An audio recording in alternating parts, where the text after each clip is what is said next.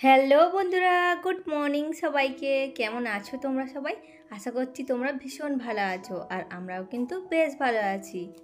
মিষ্টি পরিচয় চ্যানেলের নতুন একটি ভিডিওতে সকলকে জানাচ্ছি অনেক স্বাগত।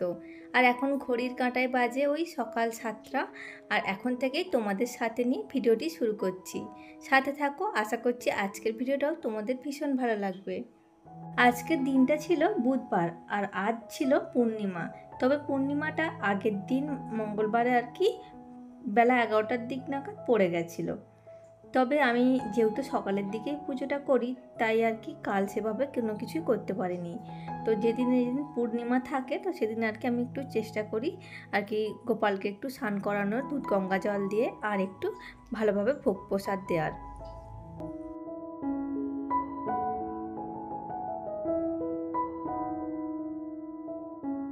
আর ওদিকে পুজোটা দিয়েই আমি চলে এসেছিলাম রান্নাঘরে তোমাদের দাদাভাইয়ের জন্য 1 কাপ চা বানানোর জন্য। তো চাটা দেখো বানিয়ে নিয়েছি, আর ও তো আজকে সকাল সকালই উঠে গেছিলো।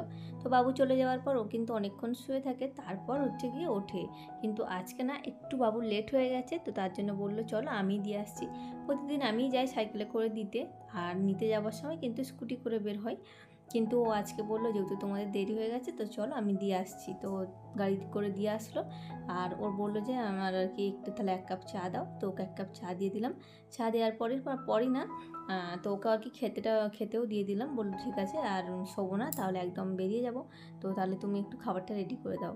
তো বাবুকে যেহেতু টিফিন বানিয়ে দিয়েছি, তার একটু আটা মাখাই ছিল সকালে। তো তার জন্য দেখো দুটো ঝটপট করে রোল বানিয়ে নিয়েছি। আর ময়দাটা না একটু অ্যাভয়েড করে চলি, কারণ তোমাদের দাদাভাই একদমই খেতে মানে পছন্দ করে না। তো চলো, ওদিকে কিন্তু তোমার দাদাভাইকে খেতে দিয়ে দিয়েছি, আর তারপর গিয়ে আমি লেগে পড়লাম আমার কাজে। আমার যে সমস্ত কাজগুলো ছিল আর কি, এই ঘরটা না কয়েকদিন ধরে ডাস্টিং করা হচ্ছিল না, তার জন্য ভাবলাম যে আজকে একটু ডাস্টিংটা করি, তারপর অন্য কাজে হাত দেবো। তো সকালে যেহেতু ওরা একটু বেলা অবধি ঘুমোচ্ছিল, কারণ ওদের এখন সামার ভ্যাকেশান ছিল। তো সামার ভ্যাকেশানের জন্য বাবু আর তোমার দাদা ভাই দুজনেই কিন্তু মানে একটু বেলা করেই উঠছিল ঘুম থেকে। তো বাবু এখন চলে গেছে, ওদের সামার ভ্যাকেশান শেষ, তো স্কুল খুলে গেছে, আর ওর কিন্তু এক্সামও শুরু হয়ে গেছে। তো ও চলে গেছে, তোমার দাদাভাইও কিন্তু উঠে পড়েছে। তো তার জন্য ভাবলাম যে আজকে এই সমস্ত টুকিটাকি কাজগুলো করে নিই।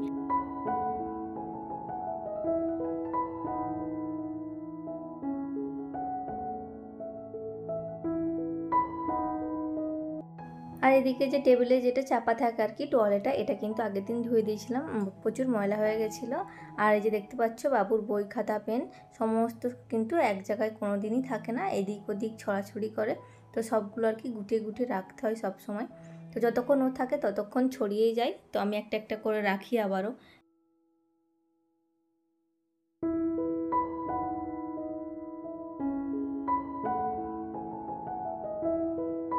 তো চলো, এদিকে কিন্তু হাতের কাজগুলো সেরে তারপরেই কিন্তু আমি ওদিকে রান্নার কাজটা ধরবো। তো এদিকেরটা করে নিই, তারপর গিয়ে রান্নাবান্নাটা পুরোটাই বাকি আছে। তো এদিকের কাজকর্মগুলো সেরে তারপরেই যাব রান্নাঘরে আবার। আর এদিকে দেখো বিছানাটাও আমি কিন্তু টান টান করে মানে ভালো করে ক্লিন করে নিচ্ছিলাম। আর এদিকে তোমাদের দাদাভাই ছিল, তো ও আর কি হাসাচ্ছিল আমাকে, তো ওর সঙ্গে একটু কথা বলছিলাম, আর এদিকে বিছানাটা গোছাচ্ছিলাম। তো এদিকে কিন্তু আমার বিছানা গোছানো একদম কমপ্লিট হয়ে গেছে, টান টান করে বিছানাটা গুছিয়ে নিয়েছি। আর এদিকে দেখো জানলাটাও খুলে দিচ্ছি। তো আমার ঘরটা হয়ে গেছে, আর এখন চলে এসেছি মায়ের রুমে। মায়ের ঘরটাও টান টান করে পেতে দিচ্ছি। তো প্রতিদিন কিন্তু তোমাদের সঙ্গে সবগুলো শেয়ার করা হয় না, তাহলে কিন্তু অনেক বড় হয়ে যাবে ভিডিওটা। তো তার জন্য একটু মানে আমার রুমটাই আর কি শুধুমাত্র করি, দেখাই। তো ওই রুমটা দেখানো হয় না, আর এখনও ওপরে রয়েছে, তো ওপরেরগুলো তোমাদের সঙ্গে শেয়ার করি মাঝে মাঝে, তবে প্রতিদিন আর করা হয় না। তো চলো, এখন কিন্তু বেডশিট পাতা কমপ্লিট হয়ে গেছে। আর এই যে দেখো এখন ঝাড়টা দিয়ে নিচ্ছি। তো ঝাড় দেওয়ার পর একদম ভাবলাম যে মুছিয়ে নিই, ঘর বাড়িটা পরিষ্কার করে নিই, একদম ক্লিন হয়ে যাবে আর কি একেবারে। তো তার জন্য একদম ঘর বাড়িটা একদম মুছে নিচ্ছি। তো ওদিকে একদম ঝাঁট দিয়ে মোছা কমপ্লিট আমার, আর আমার ঘর বাড়ি কিন্তু এখন একদম পরিষ্কার ঝকঝকে। আর এই যে দেখো এখন ওদের জলগুলো একটু ভরে নিয়েছে আর কি, রেখে দিচ্ছি।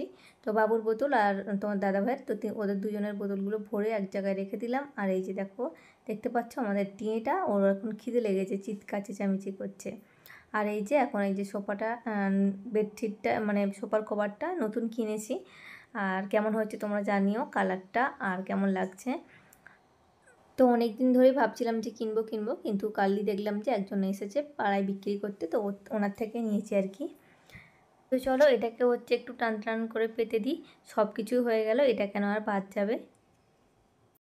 আর এই মুহূর্তে যারা আমার ভিডিওটি ক্লিক করেছো, প্লিজ প্লিজ প্লিজ একটা লাইক দিয়ে পুরো ভিডিওটা দেখার অনুরোধ রইল। আর চ্যানেলটি সাবস্ক্রাইব করে দিও প্লিজ, যাতে করে আমার ভিডিও সবার আগে তোমাদের কাছে পৌঁছে যায় আর সময় সুযোগ করে আমার ভিডিওটা দেখে নিতে পারো।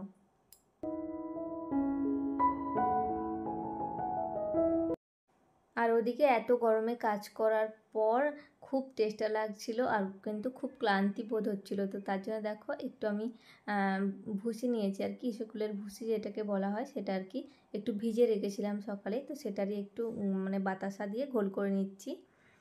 তো চলো এবার হচ্ছে গিয়ে রান্নাঘরে চলে এসেছি, আবারও সব কিছু কাজ আমার কমপ্লিট। আর এদিকে শুধুমাত্র রান্নাটাই আর কি আমার বাকি, তো রান্নাটা হলে কিন্তু সমস্ত কাজ আমার হয়ে যাবে। তারপর হচ্ছে কি তোমার দাদাভাইকে খেতে দেবো, আর তোমার দাদাভাই চলে গেলে তারপর হচ্ছে 3টার দিকে বাবুকে নিতে যাব। তো বাবুকে নিয়ে এসে তারপর হচ্ছে কি আমরা আর কি খাবো একসঙ্গে 3জনে মিলে। তো এখন রান্নাটাও বসিয়ে দিয়েছি, আর আজকে হবে পটল আলু চিংড়ি দিয়ে একটা তরকারি। আর আজকে মাছ পাঠায়নি, তো মাছ আর কি বাজারে যাওয়ার জন্য কেউ ছিল না, আর তোমাদের দাদাভাই আজকে যেতে পারেনি, একটু কাজের চাপই ছিল। তো তার জন্য আজকে ডিম রান্না করব, আর ওদিকে হচ্ছে পটল চিংড়ি করব। তো পটলগুলো এদিকে দেখো লাল লাল করে ভেজে আমি তুলে নিচ্ছি। আর এই পটলের তরকারি কিন্তু আমাদের খুব একটা সবাই খায়, পছন্দ করে না অতটাও, কিন্তু আজকে কিছু সেরকম সবজি ছিল না, তো তার জন্য হচ্ছে কি পটল চিংড়ি। আর ওদিকে হচ্ছে পাট শাক ভাজা, তো পাট শাকের ভাজা করব, পটল চিংড়ি হবে আর ডিমের কষা হবে।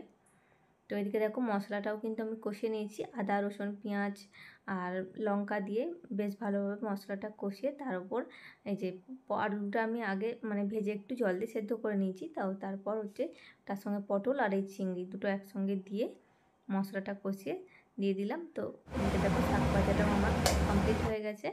আর এই যে ডিমের কারিটা করব, তার জন্য কিন্তু ডিমগুলোকেও একটা একটা করে ভেজে নিচ্ছি। আর এই ডিমের কারি খেতে কিন্তু আমার ভীষণ পছন্দ, আর আমার বাবু কিন্তু খুব পছন্দ করে এই ডিম কারিটা খেতে। তো তোমরা কারা কারা আমার মতো আছো বলো তো, যারা এই ডিম কারি খেতে পছন্দ করো, তাহলে কিন্তু অবশ্যই কমেন্ট সেকশানে কমেন্ট করে যেও।